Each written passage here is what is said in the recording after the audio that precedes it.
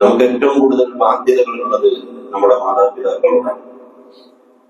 ദുനിയാവിൽ മനുഷ്യരുടെ കൂട്ടത്തിൽ മാതാപിതാക്കളോളം നമുക്ക് വേണ്ടി സേവനങ്ങൾ ചെയ്ത, നമുക്ക് വേണ്ടി പ്രയാസങ്ങൾ സഹിച്ച, നമുക്ക് വേണ്ടി രാത്രികളിൽ ഉറക്കമൊഴിച്ച, നമുക്ക് വേണ്ടി സ്വന്തം സുഖങ്ങളെയും സൗകര്യങ്ങളെയും മാറ്റിവെച്ച, നമുക്ക് വേണ്ടി വലിയ വേദനകൾ സഹിച്ച മറ്റാരും ഇല്ല എന്ന് നമുക്ക് തീർത്തു പറയാൻ കഴിയും. അതുകൊണ്ട് തന്നെ നമുക്ക് ഏറ്റവും കൂടുതൽ ദുനിയാവിൽ ബാധ്യതയുള്ളത് നമ്മുടെ മാതാപിതാക്കളോടാണ്. അതുകൊണ്ടാണ് ഒരു സഹാബി നബി സല്ലല്ലാഹു അലൈഹി വസല്ലമയുടെ അടുക്കൽ വന്നുകൊണ്ട് പ്രവാചകനോട് ചോദിക്കുകയാണ്, പ്രവാചകരെ, ദുനിയാവിൽ ഞാൻ ഏറ്റവും കൂടുതൽ സഹവസിക്കാൻ അർഹതയുള്ളത് ആരോടാണ്? അദ്ദേഹം പറഞ്ഞു, എന്റെ ഉമ്മയോട്. അദ്ദേഹം പിന്നെയും ചോദിച്ചു, പിന്നീട് ആരോടാണ്? നബി സല്ലല്ലാഹു അലൈഹി വസല്ലം പറഞ്ഞു, നിന്റെ ഉമ്മയോട്. മൂന്നാമത്തെ തവണയും ചോദിച്ചു, നബി സല്ലല്ലാഹു അലൈഹി വസല്ലം പറഞ്ഞു, നിന്റെ ഉമ്മയോട്. നാലാമത്തെ തവണ ചോദിക്കുമ്പോൾ നബി സല്ലല്ലാഹു അലൈഹി വസല്ലം പറഞ്ഞു, എന്റെ ഉപ്പയോട്. സഹോദരന്മാരെ, ഈ ദുനിയാവിൽ നമുക്ക് ഏറ്റവും കൂടുതൽ കടപ്പാടുകളുള്ളത്, തീർത്താൽ തീരാത്ത കടപ്പാടുകളുള്ളത് നമ്മുടെ മാതാപിതാക്കളോടാണ്. നബി സല്ലല്ലാഹു അലൈഹി വസല്ലം 3 വട്ടം ഉമ്മയെ മുദ്ദിപ്പിച്ച് പറഞ്ഞു. അത് വിശദീകരിക്കുന്നിടത്ത് പണ്ഡിതന്മാർ പറഞ്ഞത്, ഉപ്പയോട് നമുക്ക് തീർത്താൽ തീരാത്ത കടപ്പാടുകളുണ്ട്. പക്ഷെ ഉപ്പയിൽ നിന്നും വ്യത്യസ്തമായി 3 തവണ നബി സല്ലല്ലാഹു അലൈഹി വസല്ലം ഉമ്മയെ മുദ്ദിപ്പിച്ച് പറഞ്ഞത്, വാപ്പ അനുഭവിക്കാത്ത 3 ത്യാഗങ്ങൾ ഉമ്മ അനുഭവിച്ചു എന്നുള്ളതാണ്. ഒന്നാമത്തത് ഗർഭം ചുമന്നു എന്നുള്ളതാണ്. രണ്ടാമത്തത് പ്രസവിച്ചു എന്നുള്ളതാണ്. മൂന്നാമത്തത് മുല കൊടുത്തു എന്നുള്ളതാണ്. ഈ 3 30 മാസക്കാലത്തോളം നീണ്ടു നിൽക്കുന്ന ഈ കാലയളവ് ഒരു മാതാവിനെ സംബന്ധിച്ചിടത്തോളം ഏറ്റവും പ്രയാസകരമായ ഘട്ടങ്ങളിലൂടെയാണ് ഓരോ സെക്കൻഡുകളും കടന്നു പോയിട്ടുള്ളത്. അവരുടെ രാത്രിയിലെ ഉറക്കങ്ങൾ നഷ്ടപ്പെട്ടിട്ടുണ്ട്. പ്രസവ സമയത്ത് വലിയ വേദനകൾ അവർ അനുഭവിച്ചിട്ടുണ്ട്. അതുകൊണ്ട് തന്നെ ഒരു മനുഷ്യനെ സംബന്ധിച്ചിടത്തോളം അവൻ ഏറ്റവും കടപ്പാടുകൾ ഉള്ളതിൽ ഒന്നാമത് മുൻപന്തിയിൽ നിൽക്കുന്നത് അവന്റെ മാതാവാണ്. ആ മാതാപിതാക്കൾക്ക് നന്ദി ചെയ്ത് ജീവിക്കുന്ന മനുഷ്യരാണ് യഥാർത്ഥത്തിൽ നന്ദിയുള്ളവൻ. മാതാപിതാക്കളോട് നന്ദി കാണിക്കാതെ മറ്റാരോട് നന്ദിയുള്ളവരായി മറ്റാരുടെ സഹായങ്ങൾക്കും സേവനങ്ങൾക്കും നന്ദി കാണിച്ചുകൊണ്ട് ജീവിച്ചാലും അവൻ ഈ ദുനിയാവിലെ നന്ദി കെട്ട മനുഷ്യരാണ് എന്ന് നമുക്ക് പറയാൻ കഴിയും.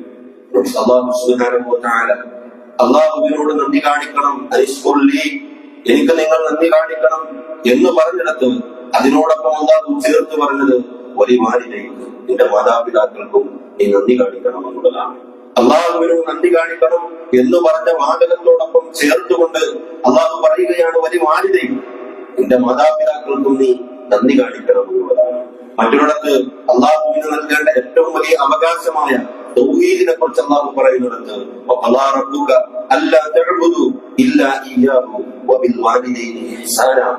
തന്നെ മാത്രമേ ആരാധിക്കാവൂ എന്നും മാതാപിതാക്കൾക്ക് നിങ്ങൾ എക്സാം ചെയ്യണമെന്നും നിന്റെ രക്ഷിതാവ് വിധിച്ചിരിക്കുന്നു എന്ന് അള്ളാഹു സുബ്ഹാനഹു വ തആല പറയുകയാണ്. അള്ളാഹുവിനെ അല്ലാതെ മറ്റാരെയും ആരാധിക്കാൻ പാടില്ല. അള്ളാഹുവിനെ മാത്രം ആരാധിക്കണമെന്ന് തൗഹീദ് പ്രഖ്യാപിക്കാൻ, അതിനനുസരിച്ച് ജീവിക്കാൻ, അതിലൂടെ അള്ളാഹുവിന്റെ അവകാശത്തെ വകവെച്ചു കൊടുക്കാൻ പറഞ്ഞിട്ട് അതിനോടൊപ്പം അള്ളാഹു ചേർത്ത് പറഞ്ഞത് നിങ്ങൾ മാതാപിതാക്കൾക്ക് നന്മ ചെയ്യണം എന്നുള്ളതാണ്. വേറൊരിടത്ത് അല്ലാഹു സുബ്ഹാനഹു വ തആല നിങ്ങൾ അല്ലാഹുവിനെ മാത്രം ആരാധിക്കണം, വഅബ്ദുല്ലാഹ വലാ തുശ്രികൂ ബിഹി ശൈഅ, നിങ്ങൾ അല്ലാഹുവിനെ ആരാധിക്കുകയും അവനോടൊപ്പം ഏതൊന്നിനെയും പങ്കു ചേർക്കരുത് എന്ന് പറഞ്ഞതിനോടൊപ്പം അല്ലാഹു ചേർത്ത് പറഞ്ഞു വബിൽ വാലിദൈനി ഇഹ്സാന, നിങ്ങൾ മാതാപിതാക്കളോട് നന്മയിൽ വർത്തിക്കണമെന്ന് അല്ലാഹു സുബ്ഹാനഹു വ തആല ഓർമ്മപ്പെടുത്തുകയാണ്. വേറൊരു ഭാഗത്ത് അല്ലാഹു സുബ്ഹാനഹു വ തആല മനുഷ്യരോട് വസിയ്യത്ത് ചെയ്യുകയാണ്, വസൈനൽ ഇൻസാന ബിവാലിദൈഹി ഇഹ്സാന, മനുഷ്യർക്ക് തന്റെ മാതാപിതാക്കളോട് നന്മയിൽ വർത്തിക്കണമെന്ന് നാം അനുശാസിക്കുന്നു എന്ന് അല്ലാഹു സുബ്ഹാനഹു വ തആല മനുഷ്യരാകമാനം എല്ലാവരോടും മൊത്തത്തിൽ അല്ലാഹു സുബ്ഹാനഹു വ തആല വസിയ്യത്ത് ചെയ്യുകയാണ്, അനുശാസിക്കുകയാണ്. സഹോദരന്മാരെ, ഇതെല്ലാം അല്ലാഹു സുബ്ഹാനഹു വ തആല വ്യത്യസ്ത സന്ദർഭങ്ങളിൽ അല്ലാഹുവിന്റെ ഇബാദത്തിനോടൊപ്പം ചേർത്ത് പറഞ്ഞത്, അല്ലാഹുവിനെ നന്ദി കാണിക്കണമെന്നതിനോടൊപ്പം ചേർത്ത് പറഞ്ഞത്, ദുനിയാവിൽ നമ്മൾ ഏറ്റവും കൂടുതൽ കടപ്പെട്ടു നിൽക്കുന്നത്, നമുക്ക് ഏറ്റവും കൂടുതൽ ബാധ്യതകളും കടപ്പാടുകളും ഉള്ളത് നമ്മുടെ മാതാപിതാക്കളോടായതുകൊണ്ടാണ്. അവരാണ് നമുക്ക് വേണ്ടി ത്യാഗം സഹിച്ചവർ. അവരാണ് നമ്മൾ ജനിക്കുന്നതിന് മുമ്പേ നമുക്ക് വേണ്ടി സ്വപ്നം കണ്ടവർ. അവരാണ് ജീവിതകാലം മുഴുവനും അവരുടെ സുഖങ്ങളെക്കാളും നമ്മുടെ സുഖങ്ങൾക്ക് മുൻഗണന നൽകിയവർ. അവരുടെ സന്തോഷം നമ്മുടെ സന്തോഷങ്ങൾക്ക് നമ്മൾ സന്തോഷിക്കുന്നതിനേക്കാളും ഏറെ സന്തോഷിച്ചവർ. നമ്മുടെ ഓരോ പ്രയാസങ്ങളും, നമ്മുടെ ചെറിയ വേദനകൾ പോലും നമ്മൾ അനുഭവിച്ച വേദനകളെക്കാളും അധികം വേദന സഹിച്ചത്, പ്രയാസം സഹിച്ചത് അവരാണ്. അതുകൊണ്ട് തന്നെ സഹോദരന്മാരെ, നമ്മളെ സംബന്ധിച്ചിടത്തോളം നമ്മുടെ മാതാപിതാക്കളോട് തീർത്താൽ തീരാത്ത കടപ്പാടുണ്ട്. ഒരിക്കൽ ഇബ്നു ഉമർ റളിയല്ലാഹു തആല ഒരു മനുഷ്യൻ തന്റെ മാതാവിനെ ചുമലിലേറ്റി കഅബ തവാഫ് ചെയ്യുകയാണ്. അദ്ദേഹം കഅബ തവാഫ് ചെയ്തതിനു ശേഷം തന്റെ ഇബ്നു ഉമർ റളിയല്ലാഹു തആലയോട് ചോദിക്കുകയാണ്, ഞാൻ എന്റെ മാതാവിനെ വളരെ വിദൂരത്തിൽ നിന്നും എന്റെ വൃദ്ധിയായ മാതാവിനെയും താങ്ങി ഇവിടെ എത്തി. ഈ മാതാവിനെ ഞാൻ ചുമലിലേറ്റി ഈ കഅബ തവാഫ് ചെയ്തു. ഞാൻ എന്റെ മാതാവിനോടുള്ള ബാധ്യത വീട്ടിയോ എന്ന് ചോദിച്ചപ്പോൾ അദ്ദേഹം പറഞ്ഞത്, ഇബ്നു ഉമർ റളിയല്ലാഹു തആല പറഞ്ഞത്, മാതാവ് നിന്നെ പ്രസവിക്കുന്ന സന്ദർഭത്തിൽ ആ മാതാവ് അനുഭവിച്ച വേദനയുടെ ഒരു നിശ്വാസം പോലും നീ പകരം കിട്ടിയിട്ടില്ല എന്ന് അദ്ദേഹത്തോട് മറുപടി പറയുകയാണ്. സഹോദരന്മാരെ, കുറച്ചൊക്കെ സേവനങ്ങൾ ചെയ്യുമ്പോൾ, നമ്മുടെ സാലറി ഒരല്പം അവർക്ക് അവരുടെ ആവശ്യങ്ങൾക്ക് അയച്ചു കൊടുക്കുമ്പോ, അല്ലെങ്കിൽ ഇടയ്ക്കിടയ്ക്ക് അവരെ സന്ദർശിക്കാൻ ചെല്ലുമ്പോ നമ്മുടെ ബാധ്യത തീർന്നു എന്ന് വിചാരിക്കുന്ന ആളുകളാണ്. സഹോദരങ്ങളുടെ കൂട്ടത്തിൽ നമ്മുടെ മാതാവിനെ ഒരല്പം കൂടുതൽ സഹായിച്ചാൽ ഞാൻ ചെയ്തത് തന്നെ വളരെ ഏറെയാണ് എന്ന് വിചാരിക്കുന്ന ആളുകളാണ് പലപ്പോഴും നമ്മൾ. സഹോദരന്മാരെ, ഇബ്നു ഉമർ റളിയല്ലാഹു തആല അദ്ദേഹത്തോട് പറഞ്ഞത്, മാതാവ് പ്രസവിക്കുമ്പോൾ അനുഭവിച്ച ഒരു നിശ്വാസത്തിന് പോലും പകരമായില്ല താങ്കൾ ഈ ചെയ്ത ത്യാഗമെന്ന് പറയുമ്പോൾ നമ്മൾ എത്രയാണ് നമ്മുടെ മാതാപിതാക്കൾക്ക് നന്മ ചെയ്തിട്ടുള്ളത്? നമ്മൾ ഓരോരുത്തരും നമ്മുടെ മാതാപിതാക്കളുടെ വിഷയത്തിൽ പ്രത്യേകമായി ഒരു വിചാരണ നടത്തുക. നമ്മുടെ മാതാപിതാക്കളുടെ വിഷയത്തിൽ നമ്മൾ കൃത്യമായി നന്മ ചെയ്ത് അവർക്ക് ഇഹ്സാൻ ചെയ്ത് അല്ലാഹു സുബ്ഹാനഹു വ തആല പറഞ്ഞ നിലക്കുള്ള പരിഗണന നൽകി പോകുന്നവരാണോ എന്ന് നമ്മൾ ഓരോരുത്തരും ചിന്തിക്കേണ്ടതുണ്ട്. ഒരു മനുഷ്യൻ നബി സല്ലല്ലാഹു അലൈഹി വസല്ലമയുടെ അടുക്കൽ വന്നുകൊണ്ട് പ്രവാചകനോട് ചോദിക്കുകയാണ്, അല്ലാഹുവിന് ഏറ്റവും കൂടുതൽ പ്രിയങ്കരമായ പ്രവർത്തനം ഏതാണ്? നബി സല്ലല്ലാഹു അലൈഹി വസല്ലം പറഞ്ഞു, അസ്സലാത്തു അലാ വഖ്തിക, നമസ്കാരം അതിന്റെ കൃത്യസമയത്ത് നിർവഹിക്കലാണ്. അതിന് പിന്നെയും ചോദിച്ചു, തുമ്മായി പിന്നെ ഏതാണ് പ്രവാചകനെ? നബി സല്ലല്ലാഹു അലൈഹി വസല്ലം പറഞ്ഞു, ബിർറുൽ വാലിദൈൻ, മാതാപിതാക്കൾക്ക് പുണ്യം ചെയ്യലാണ്. പിന്നീട് അദ്ദേഹം ചോദിച്ചു, പിന്നെ ഏതാണ് പ്രവാചകനെ? നബി സല്ലല്ലാഹു അലൈഹി വസല്ലം പറഞ്ഞു, അൽ ജിഹാദു ഫീ സബീലില്ലാഹ്, അല്ലാഹുവിന്റെ മാർഗ്ഗത്തിൽ ധർമ്മസമരം നടത്തലാണ് ജിഹാദാണ് എന്ന് നബി സല്ലല്ലാഹു അലൈഹി വസല്ലം ഓർമ്മപ്പെടുത്തി. സഹോദരന്മാരെ, അല്ലാഹുവിന്റെ അടുക്കൽ ഏറ്റവും പ്രിയങ്കരമായ പ്രവർത്തനം, അതിലൊന്നാമത് പറഞ്ഞത് അല്ലാഹുവിന് അർപ്പിക്കുന്ന ഇബാദത്തുകളിൽ ഏറ്റവും ശ്രേഷ്ഠതയുള്ള നമസ്കാരമാണ്. ആ നമസ്കാരം പറഞ്ഞതിന് ശേഷം അല്ലാഹുവിന്റെ അടുക്കൽ പ്രിയങ്കരമായ പ്രവർത്തനമായി നബി സല്ലല്ലാഹു അലൈഹി വസല്ലം പഠിപ്പിക്കുന്നത് മാതാപിതാക്കൾക്ക് പുണ്യം ചെയ്യലാണ്. അല്ലാഹുവിന്റെ മാർഗ്ഗത്തിലുള്ള ധർമ്മസമരത്തിനേക്കാളും നബി സല്ലല്ലാഹു അലൈഹി വസല്ലം മുന്നിപ്പിച്ച് പറഞ്ഞത്, മുൻഗണന നൽകി പറഞ്ഞത് മാതാപിതാക്കൾക്ക് പുണ്യം ചെയ്യലാണ് എന്ന് പറയുമ്പോൾ എത്രത്തോളം പ്രാധാന്യമാണ്, എത്രത്തോളം ഗൗരവകരമാണ് അത്തരമൊരു വിഷയത്തിനുള്ളത് എന്നത് നമ്മൾ ഓരോരുത്തരും ആലോചിക്കേണ്ടതുണ്ട്. അല്ലാഹുവിന്റെ റസൂലിന്റെ അടുക്കൽ യമനിന്റെ വിദൂര ദിക്കിൽ നിന്നും ഒരു മനുഷ്യൻ യാത്ര ചെയ്ത് പ്രവാചകന്റെ അടുക്കിലേക്ക് വരികയാണ്. പ്രവാചകൻ മക്കയിൽ കഴിയുന്ന കാലഘട്ടത്തിൽ നബി സല്ലല്ലാഹു അലൈഹി വസല്ലമയുടെ അടുക്കലെത്തി അദ്ദേഹം പ്രവാചകനോട് ഹിജ്റയ്ക്ക് വേണ്ടി ബൈഅത്ത് ചെയ്യുകയാണ്. നബി സല്ലല്ലാഹു അലൈഹി വസല്ലമ ഹിജ്റയ്ക്ക് വേണ്ടി ബൈഅത്ത് ചെയ്യുന്ന സന്ദർഭത്തിൽ അദ്ദേഹം പ്രവാചകനോട് പറഞ്ഞു, പ്രവാചകനെ, എന്റെ മാതാപിതാക്കൾ മുസ്ലിമീങ്ങളാണ്, അവർ വിശ്വാസികളല്ല. ഞാൻ അങ്ങയുടെ അടുക്കലേക്ക് ഹിജ്റയ്ക്ക് വേണ്ടി ബൈഅത്ത് ചെയ്യാൻ വേണ്ടി വരുന്ന സന്ദർഭത്തിൽ എന്റെ വേർപാടിനെ ചിന്തിച്ച് ആലോചിച്ച് അവർ കരയുകയുണ്ടായി. നബി സല്ലല്ലാഹു അലൈഹി വസല്ലം പറഞ്ഞു, നീ തിരിച്ചു പോകണം. നിന്റെ മാതാപിതാക്കളുടെ അടുക്കൽ നീ അവരെ കരയിപ്പിച്ചതുപോലെ അവരുടെ അടുക്കൽ ചെന്ന് നീ അവരെ ചിരിപ്പിക്കണമെന്ന് പറഞ്ഞ് ആ സ്വഹാബിയെ പ്രവാചകൻ സല്ലല്ലാഹു അലൈഹി വസല്ലം കാഫിരീങ്ങളായ മാതാപിതാക്കളുടെ അടുക്കലേക്ക് തിരിച്ചെത്തുകയാണ്.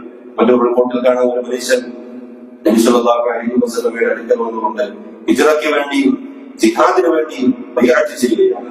എന്നിട്ട് അദ്ദേഹം പറഞ്ഞു, പ്രവാചകരെ, അല്ലാഹുവിന്റെ കൂലി പ്രതീക്ഷിച്ചുകൊണ്ടാണ് ഞാൻ ഇവിടെ എത്തിയിട്ടുള്ളത്. അല്ലാഹുവിന്റെ മാർഗ്ഗത്തിൽ താങ്കളോട് ഞാൻ ഹിജ്റയ്ക്ക് വേണ്ടിയും ജിഹാദിന് വേണ്ടിയും ബൈഅത്ത് ചെയ്യുകയാണ്. നബി സല്ലല്ലാഹു അലൈഹി വസല്ലം പറഞ്ഞു, നിന്റെ മാതാപിതാക്കൾ ആരെങ്കിലും ജീവിച്ചിരിക്കുന്നുണ്ടോ?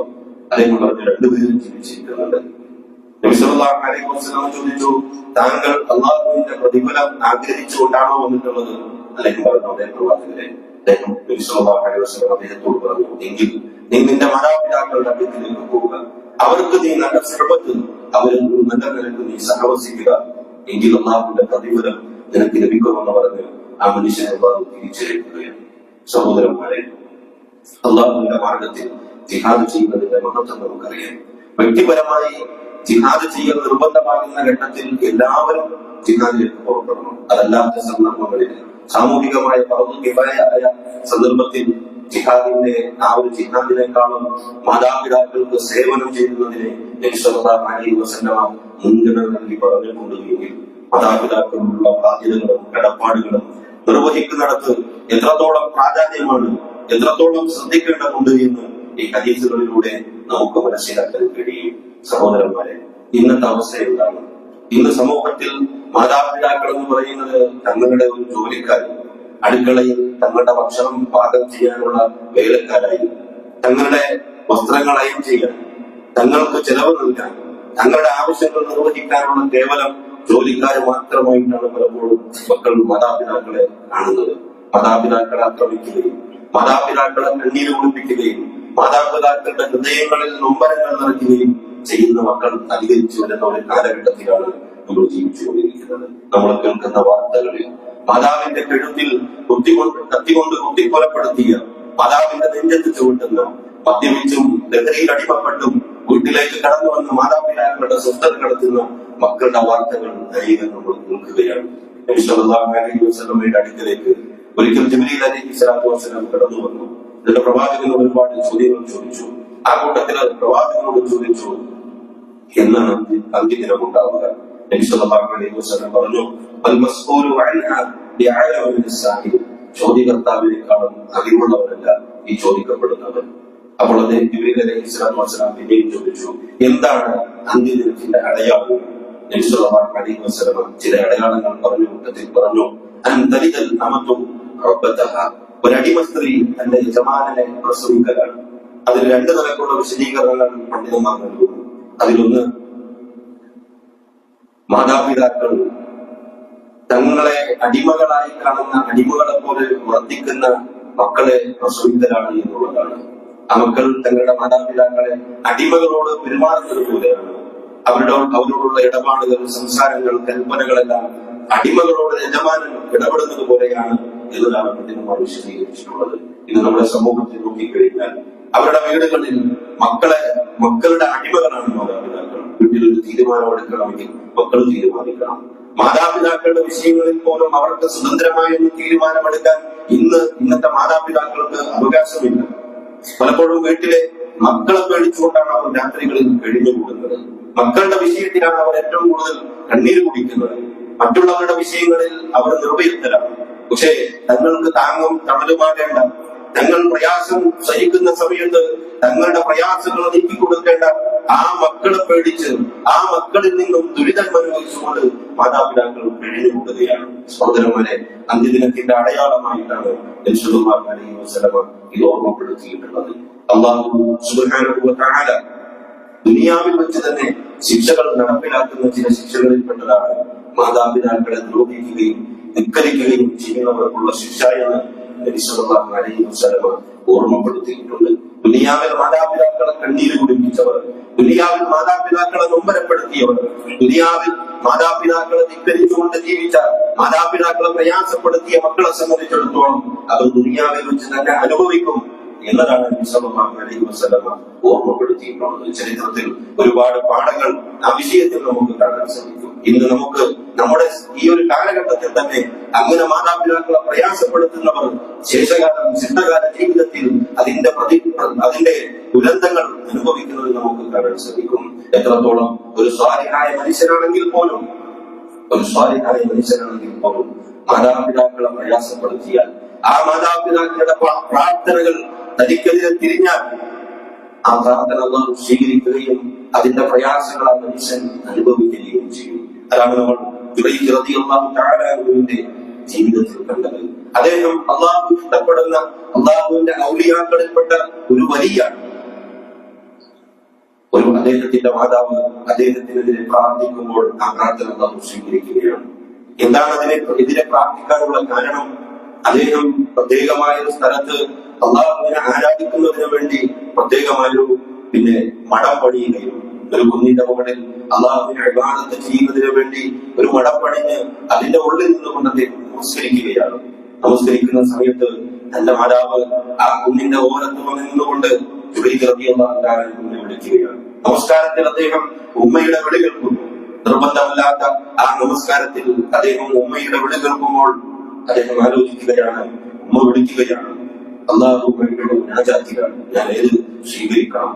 അദ്ദേഹം വിചാരിച്ചു ഈ നമസ്കാരത്തിൽ തുടരാം, അള്ളാഹുമായിട്ടുള്ള മുനാജാത്തിലാണല്ലോ, പിന്നീട് ഉമ്മയുടെ അടുക്കിലേക്ക് മടങ്ങിപ്പോകാം. ആ ഉമ്മ കുറെ വിളിച്ചു, പിന്നീട് അദ്ദേഹം ആ ഉമ്മ മടങ്ങിപ്പോയി. രണ്ടാമത്തെ തവണയും ആ ഉമ്മ കുന്നിന്റെ ചെരുവിൽ വന്നുകൊണ്ട് വിളിക്കുകയാണ്. മൂന്നാമത്തെ തവണയും വിളിക്കുകയാണ്.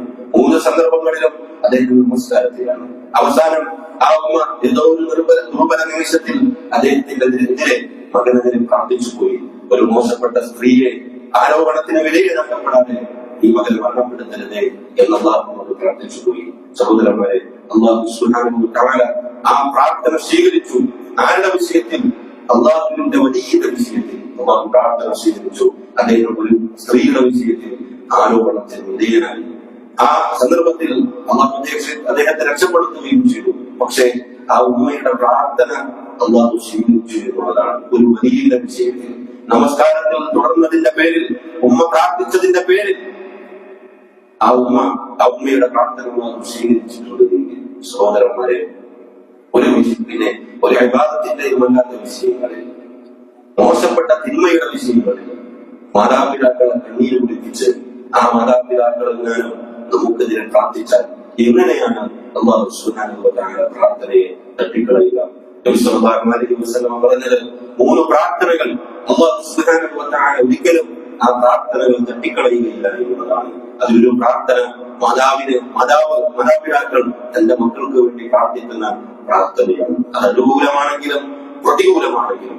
സഹോദരന്മാരെ, പ്രതികൂലമായി നമുക്ക് നാമെതിരെ പ്രാർത്ഥിച്ചാൽ അല്ലാഹു സ്വീകരിക്കുന്ന വിഷയത്തിൽ യാതൊരു സംശയവും വേണ്ട. മാത്രമല്ല, മാതാപിതാക്കളെ ദ്രോഹിച്ചാൽ അതിന്റെ ദുരന്തങ്ങൾ ദുനിയാവിൽ നമ്മൾ അനുഭവിക്കുമെന്ന വിഷയത്തിലും യാതൊരു സംശയവും നമുക്ക് വേണ്ട. സഹോദരന്മാരെ, മാതാപിതാക്കളെ കണ്ണീര് കുടിപ്പിച്ച് അന്യപുരുഷന്മാരോടൊപ്പം ഇറങ്ങിപ്പോകുന്ന അനേകായിരം മക്കളുണ്ട്, സ്ത്രീകളുണ്ട്. മാതാപിതാക്കളെ കണ്ണീര് കുടിപ്പിച്ച് അവർക്ക് നേരെ കൈ ഉയർത്തി അവരോട് ദേഷ്യത്തിനും കോപത്തിനും സംസാരിക്കുന്ന മക്കളുണ്ട്. മാതാപിതാക്കളെ കോടതി കയറ്റുന്ന മക്കളുണ്ട്. അവരെല്ലാം ഈ ദുനിയാവിൽ വെച്ച് തന്നെ അതിന്റെ ദുരന്തഫലം അനുഭവിച്ചുകൊണ്ട് ഈ ലോകത്തിൽ നിന്ന് വിട പറയൂ എന്നതാണ് ന്റെ ചരിത്രം പോലെ നബി സല്ലല്ലാഹു അലൈഹി വസല്ലം ഈ ദുനിയാവിൽ വെച്ച് തന്നെ ശിക്ഷ അനുഭവിക്കുമെന്ന് പറഞ്ഞത് എന്ന് നമുക്ക് മനസ്സിലാക്കാനുള്ളത്. അതുകൊണ്ട് തന്നെ വളരെ ഗൗരവത്തിൽ മാതാപിതാക്കളോടുള്ള ഏതൊരു എതിർ സംസാരങ്ങളും അവരെ വേദനിപ്പിക്കുന്ന ഏതൊരു വർത്തമാനങ്ങളും പ്രവർത്തനങ്ങളും വളരെ ഗൗരവത്തിൽ നമ്മൾ നോക്കിക്കാണേണ്ടതുണ്ട്. നബി സല്ലല്ലാഹു അലൈഹി വസല്ലം 3 ആളുകൾ അവരെ അല്ലാഹു സുബ്ഹാനഹു വ തആല പരലോകത്ത് നോക്കുകയില്ല, റഹ്മത്തിന്റെ നോട്ടം നോക്കുകയില്ല എന്ന് പഠിപ്പിച്ചിട്ടുണ്ട്.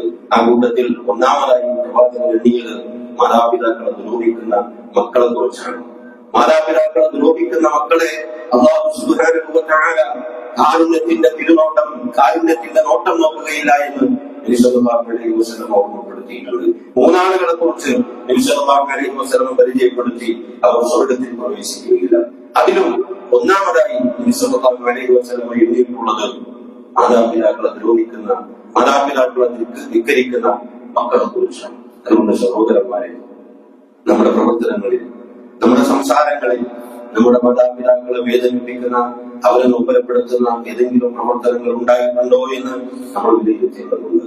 മാതാപിതാക്കൾ, പണ്ഡിതന്മാർ ഈ ഹദീസുകൾ വിശദീകരിക്കണമെന്ന് പറഞ്ഞത് ചെറുതോ വലുതോ ആയി ഏതൊരു വാക്കോ പ്രവർത്തനം മാതാപിതാക്കളെ പ്രയാസപ്പെടുത്തിയിട്ടുണ്ടോ, അവരെ വേദനിപ്പിച്ചിട്ടുണ്ടോ, അവരുടെ വാലിദൈനിൽ വിടുന്നുണ്ട്, വൻപാപങ്ങളിൽ വിടുന്നുണ്ട് എന്ന് നബി സല്ലല്ലാഹു അലൈഹി വസല്ലം പണ്ഡിതന്മാർ പ്രവാചകന്റെ ഹദീസിനെ വിശദീകരിച്ചുകൊണ്ട് പഠിപ്പിച്ചിട്ടുണ്ട്. അതുകൊണ്ട് മാതാപിതാക്കളെ എന്റെ വാക്കുകൊണ്ട്, എന്റെ നോട്ടം കൊണ്ട്, എന്റെ പ്രവർത്തനങ്ങൾ കൊണ്ട് എന്റെ ഉമ്മയെ, എന്റെ ഉപ്പയെ ഞാൻ വേദനിപ്പിച്ചിട്ടില്ല എന്ന് ഉറപ്പുവരുത്താൻ നമുക്ക് ഓരോരുത്തർക്കും സാധിക്കേണ്ടതുണ്ട്. ചിട്ടകാലം മുഴുവനും ആ മാതാപിതാക്കളുടെ തൃപ്തി നേടിക്കൊണ്ട് ജീവിക്കാൻ നമുക്ക് സാധിക്കേണ്ടതുണ്ട്. സഹോദരന്മാരെ, അള്ളാഹുവിന്റെ തൃപ്തി നമുക്ക് ലഭിക്കണമോ? മാതാപിതാക്കളുടെ തൃപ്തി നമുക്ക് കിട്ടിയേ തീരും. നബി സല്ലല്ലാഹു അലൈഹി വസല്ലം പറഞ്ഞത് മാതാപിതാക്കളുടെ തൃപ്തിയിലാണ് അള്ളാഹുവിന്റെ തൃപ്തി, മാതാപിതാക്കളുടെ കോപത്തിലാണ് അള്ളാഹുവിന്റെ കോപം. ബാക്കിയുള്ളവരുടെ എല്ലാ തൃപ്തിയും നമ്മൾ നേടിയാലും, ദുനിയാവിൽ നമ്മൾ മറ്റേത് ഇബാദത്തുകളിൽ സജീവമായി ജീവിച്ചാലും മാതാപിതാക്കളുടെ തൃപ്തി നമുക്ക് കിട്ടിയിട്ടില്ലേ, അള്ളാഹുവിന്റെ തൃപ്തി നമുക്ക് കിട്ടുകയില്ല. അതാണ് നബി സല്ലല്ലാഹു അലൈഹി വസല്ലം പഠിപ്പിച്ചത്. അതുകൊണ്ട് നമ്മുടെ മാതാപിതാക്കളെ, പ്രത്യേകിച്ച് അവരുടെ വാർദ്ധക്യ സന്ദർഭങ്ങളിൽ അവരുടെ തൃപ്തി നേടിക്കൊണ്ടാണ് നമ്മൾ മരണപ്പെടുന്നത്. നമ്മളിൽ നിന്നും അവർ വിട പറയുമ്പോഴും നമ്മളെ തൃപ്തിപ്പെട്ടവരായ അവസ്ഥയിലാണ് അവർ വിട പറഞ്ഞിട്ടുള്ളത് എന്ന് ഉറപ്പുവരുത്താൻ നമുക്ക് സാധിക്കേണ്ടതുണ്ട്. പ്രത്യേകിച്ച് വാർദ്ധക്യത്തെ സമയത്തെ അള്ളാഹു എടുത്തു പറഞ്ഞു,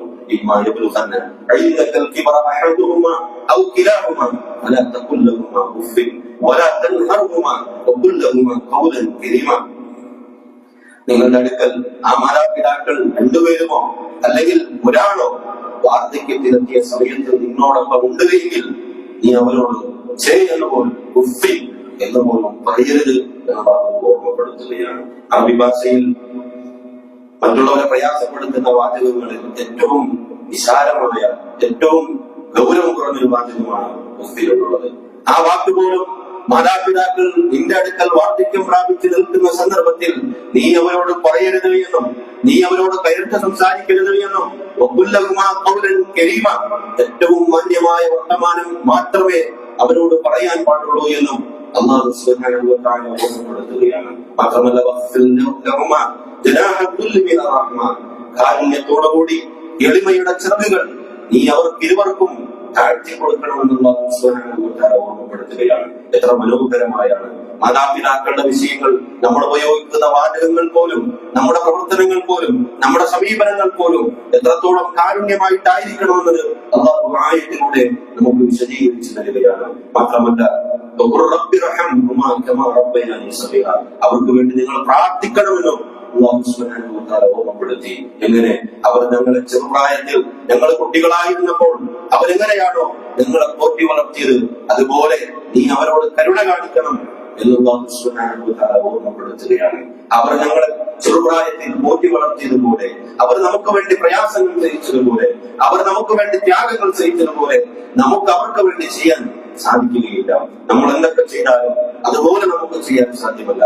അതുപോലെ ചെയ്യാൻ അള്ളാഹുവിന് മാത്രമേ സാധിക്കുകയുള്ളൂ. അതുകൊണ്ടാണ് നമ്മൾ അള്ളാഹുവിനോട് പറയുന്നത്, അള്ളാഹുവേ, അവരിരുവരും ഞങ്ങളെ ചെറുപ്രായത്തിൽ എങ്ങനെ പോറ്റി വളർത്തിയോ അതുപോലെ നീ അവർക്ക് കരുണ ചെയ്യണമേ എന്ന് നമ്മൾ അള്ളാഹുവിനോട് പ്രാർത്ഥിക്കാൻ അള്ളാഹു സുബ്ഹാനഹു വ തആല നമ്മളോട് ഓർമ്മപ്പെടുത്തുകയാണ്. അതുകൊണ്ട് സഹോദരന്മാരെ, നമ്മുടെ ഭാഗത്ത് നിന്ന് മാതാപിതാക്കൾക്ക് പ്രയാസമുള്ള ഒന്നും ഉണ്ടാകുന്നില്ല എന്ന് ഉറപ്പുവരുത്താൻ നമുക്ക് സാധിക്കേണ്ടതുണ്ട്. എല്ലാ രൂപത്തിലും, സംസാരത്തിൽ, പെരുമാറ്റത്തിൽ, ഇടപെടലുകളിൽ അവരോട് ഏറ്റവും മയത്തോടുകൂടി ഇടപഴകി ഏറ്റവും നല്ല രൂപത്തിൽ അവരുമായി സഹവസിച്ച് അവരിൽ നിന്നുള്ള തൃപ്തി കരസ്ഥമാക്കിക്കൊണ്ട് മരണപ്പെടാൻ നമ്മൾ ഓരോരുത്തരും സന്നദ്ധമാവുക. അത്തരം ആളുകളുടെ കൂട്ടത്തിൽ അല്ലാഹു നമ്മളെ ഏവരെയും ഉൾപ്പെടുത്തി അനുഗ്രഹിക്കുമാറാകട്ടെ.